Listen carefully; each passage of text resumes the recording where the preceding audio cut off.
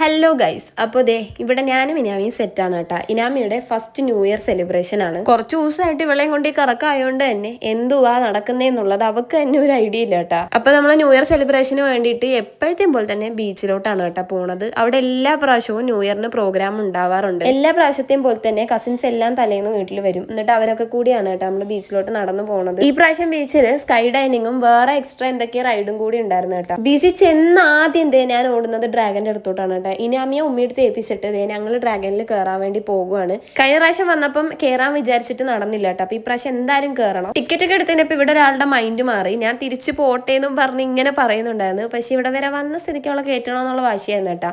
ഏറ്റവും ലാസ്റ്റ് പോയിട്ട് ഫിദായും അവനും കൂടി ഇരിപ്പുണ്ട്. ഞാനും ഹനായും കൂടെ അത് ഇവിടെ ആയിരുന്നു കേട്ടോ ഇരുന്നിട്ടുണ്ടായിരുന്നത്.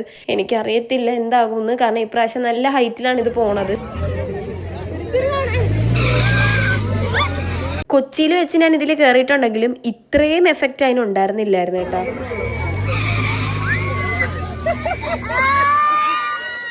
അപ്പൊ കയറി കഴിഞ്ഞാൽ എന്താ സംഭവിച്ചതെന്ന് ഞാൻ പറഞ്ഞിരേണ്ട ആവശ്യമില്ലല്ലോ. താത്തായും പൊന്നും പേടിച്ചിട്ട് സെന്ററിൽ തന്നെ ആയിരുന്നു കേട്ടോ ആദ്യമേ കയറി ഇരുന്നിട്ടുണ്ടായിരുന്നത്. അത്രയും ഹൈറ്റിൽ ഇത് കൊണ്ടുപോയി കഴിയുമ്പോൾ നമുക്ക് അവിടെ ഇരിക്കാൻ പറ്റത്തില്ല കേട്ടോ. ഞാൻ അവിടെ ഒരു കമ്പിയിൽ ഇങ്ങനെ പിടിച്ചിട്ട് നിന്ന് പോകുമായിരുന്നു.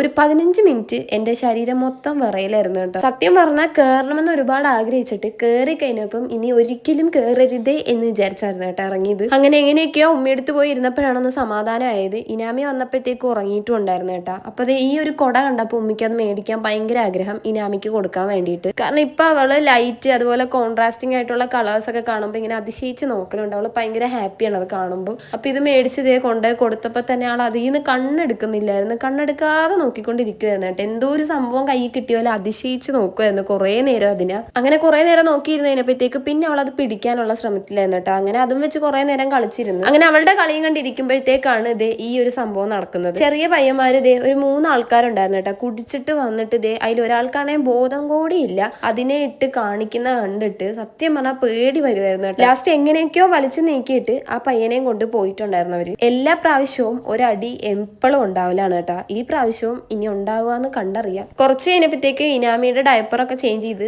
അവളുടെ ഡ്രസ്സും മാറ്റിയിട്ട് അവളെ ഫീഡ് ചെയ്ത് ഉറക്കിയിട്ടുണ്ടായിരുന്നു കേട്ടോ. ഏകദേശം ഒരു 11:30 ആയപ്പോഴത്തേക്കും നമ്മൾ എണീറ്റ് നിന്നിട്ടുണ്ടായിരുന്നു. കാരണം ഈ കാണുന്ന ബലൂണൊക്കെ 12 മണിയാകുമ്പോൾ പറക്കാനുള്ളതാണ്. സ്റ്റേജിൽ നല്ല പരിപാടി നടക്കുന്നുണ്ടായിരുന്നു കേട്ടോ. പക്ഷെ നമ്മൾ അവിടെ പോയി ഇരിക്കാതെ കുറച്ചും കൊണ്ട് മാറിയായിരുന്നു കേട്ടോ ഇരുന്നത്.